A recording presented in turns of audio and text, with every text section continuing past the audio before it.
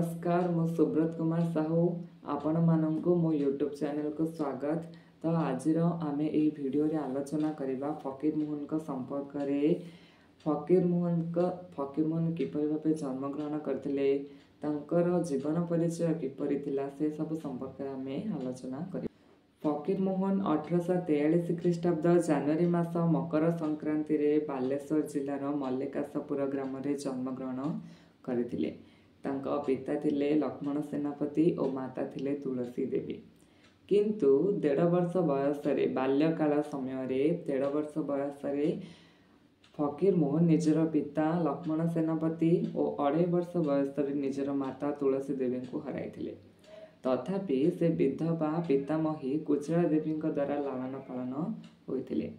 तांको पितृ प्रदत्त नाम हेला ब्रजमोहन, अर्थात तांको बापा तांको नाम देइथिले ब्रजमोहन बोली। शैशव अवस्था से सांघातिक रोगाक्रांत हेबारु तांको पितामही बालेश्वर पीरंक ठारे तांको समर्पण करथिले। आरोग्य लाभ कला परे पितामही को संकल्प रक्षा करी प्रति मोहरम तिथि रे तांको फकीर बेसरे सज्जित हेबाकु पड़ुथिला और एही कारणरु पितामही तांको नाम फकीर मोहन रखिथिले। से दिन ठार से ब्रजमोहन नाम परिवर्ते फकीर मोहन नाम रे नामित हेले। पिला दिनर बहुदिन पर्यंत रोगाक्रांत थिबारु फकीर मोहन चाटशाली रे विद्या अध्ययन आरंभ करिबा बेलकु तांको 9 वर्ष बयस होइथिला। शोचनीय आर्थिक अवस्था हेतु से उच्च शिक्षार मध्य वंचित होइथिले। पुणी पितामही तांको मात्र 13 वर्ष बयस रे विवाह बंधन रे बांधिथिले।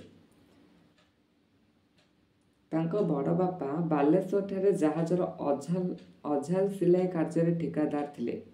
जेतेबेले से विवाह करले सेतेबेले तांकर बहुत असुविधा होइथिला आ से समस्त असुविधार समस्या को दूरीभूत करिया पय मध्ये चेष्टा करथिले।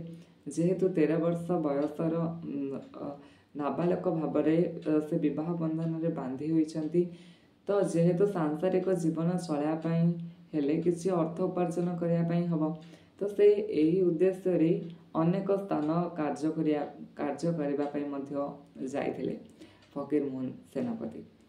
फकीर मोहन सेनापति शेषरे कौन हेला तांको सह ना तांको बड़ बापा बालेश्वर जहाज रे अझाल सिलाई कार्य रे काम करथिले।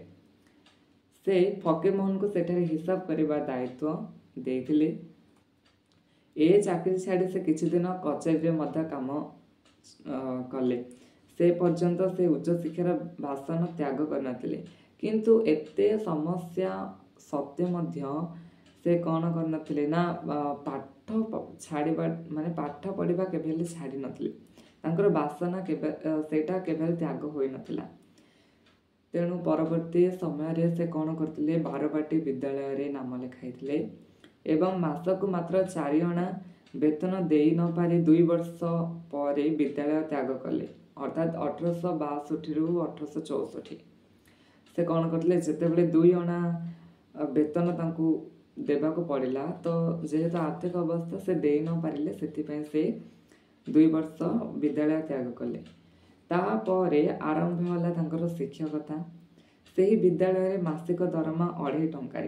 जो विद्यालय रे से पाठ पढ़िबा पाई तांकर जो समस्या हेतिला को विद्यालय ना बारबाटी विद्यालय रे परवर्ती पर्याय रे से अनेक असुविधार सम्मुखीन हेई मध्य से बारबाटी विद्यालय रे शिक्षकता कले और तांकर मासिक दरमा हला 2.5 टंका।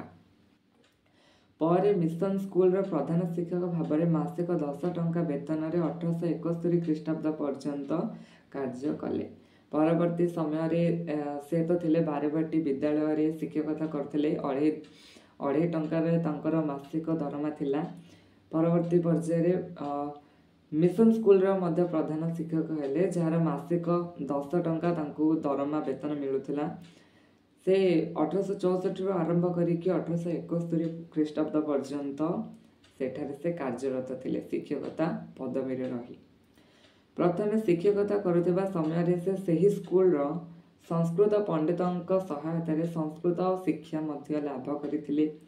एही समय रे तांकर साक्षात होइथिला बालेश्वर जिला स्कूल रे अध्ययनरत राधानाथ रायଙ୍କ सहित। ତାଙ୍କରି ଉଦ୍ୟମରେ 1868 ଖ୍ରୀଷ୍ଟାବ୍ଦରେ ବାଲେଶ୍ୱରଠାରେ ପ୍ରଥମ ଛାପାଖାନା ପ୍ରତିଷ୍ଠିତ ହୋଇଥିଲା। ଯେତେବେଳେ ସେ ଶିକ୍ଷକତା କରୁଥିଲେ ମିଶନ ସ୍କୁଲରେ, ସେତେବେଳେ ବାଲେଶ୍ୱର ସ୍କୁଲରେ ଅଧ୍ୟୟନରତ ଥିଲେ ଆମର ରାଧାନାଥ ରାୟ। ତାଙ୍କ ସହିତ ତାଙ୍କର ସାକ୍ଷାତ ହୋଇଥିଲା। ଦୁହେଁ ମିଶି 1868 ଖ୍ରୀଷ୍ଟାବ୍ଦରେ ପ୍ରଥମ ଛାପାଖାନା ପ୍ରତିଷ୍ଠା କଲେ ବାଲେଶ୍ୱରଠାରେ। ଜନ୍ ବିମ୍ସ ସେତେବେଳେ ବାଲେଶ୍ୱର କଲେକ୍ଟର ଥିଲେ ତତ୍କାଳୀନ ସମୟରେ। ତାଙ୍କ ସୁପାରିଶରେ ଫକୀରମୋହନ ନୀଳଗିରିର ଦେୱାନ ଭାବରେ ନିଯୁକ୍ତି ପାଇ 1871ରୁ 1875 ଖ୍ରୀଷ୍ଟାବ୍ଦ ପର୍ଯ୍ୟନ୍ତ କାର୍ଯ୍ୟରତ ଥିଲେ। ତାପରେ ଡମପଡ଼ା, ଢେଙ୍କାନାଳ, କେନ୍ଦୁଝର ପ୍ରଭୃତି ରାଜ୍ୟରେ ମଧ୍ୟ ଦେୱାନ ଭାବରେ କାର୍ଯ୍ୟରତ ଥିଲେ ଫକୀରମୋହନ ସେନାପତି। ତାଙ୍କ ପ୍ରଥମ ପତ୍ନୀଙ୍କ ମୃତ୍ୟୁ ପରେ ସେ ଦ୍ୱିତୀୟ ପତ୍ନୀ ମଧ୍ୟ ଗ୍ରହଣ କରିଥିଲେ। ପ୍ରଥମ ପତ୍ନୀଙ୍କର ଯେହେତୁ କୌଣସି ସନ୍ତାନ ଜନ୍ମ ହୋଇନଥିଲା, କିନ୍ତୁ ଦ୍ୱିତୀୟ ପତ୍ନୀଙ୍କର ଗୋଟିଏ ସନ୍ତାନ ଏବଂ ଗୋଟିଏ କନ୍ୟା ଜନ୍ମ ହୋଇଥିଲା। କିନ୍ତୁ ପରବର୍ତ୍ତୀ ସମୟରେ ତାଙ୍କର ଦ୍ୱିତୀୟ ପତ୍ନୀ ମଧ୍ୟ ମୃତ୍ୟୁବରଣ କରିଥିଲେ। 1916 ଖ୍ରୀଷ୍ଟାବ୍ଦରେ ସେ ବାମଣ୍ଡା ରାଜ ଦରବାରରୁ ସରସ୍ୱତୀ ଉପାଧିରେ ଭୂଷିତ ହୋଇଥିଲେ ଫକୀରମୋହନ ସେନାପତି। ପରବର୍ତ୍ତୀ ସମୟରେ ରାଧାନାଥ ମଧୁସୂଦନ ପ୍ରମୁଖ ସାହିତ୍ୟିକଙ୍କ ସହିତ ସେ ଓଡ଼ିଆ ଜାତି ଓ ଭାଷାର ଉନ୍ନତି ନିମନ୍ତେ ଆଲୋଚନା କରୁଥିଲେ ଓ ବିହିତ ପଦକ୍ଷେପମାନ ମଧ୍ୟ ଗ୍ରହଣ କରୁଥିଲେ କଟକଠାରେ। କ୍ରମେ ରାଧାନାଥ, ଗୌରୀଶଙ୍କର, ମଧୁସୂଦନ ପ୍ରଭୃତିଙ୍କର ବିୟୋଗ ଘଟିଥିଲା। ବୃଦ୍ଧ ବୟସରେ ବନ୍ଧୁ ବିଚ୍ଛେଦ ଓ ଶାରୀରିକ ଅସୁସ୍ଥତା ତାଙ୍କୁ ଦୁର୍ବଳ କରିଦେଇଥିଲା। ସେ ଅନେକ ଦୁଃଖ ମଧ୍ୟ ପାଇଛନ୍ତି।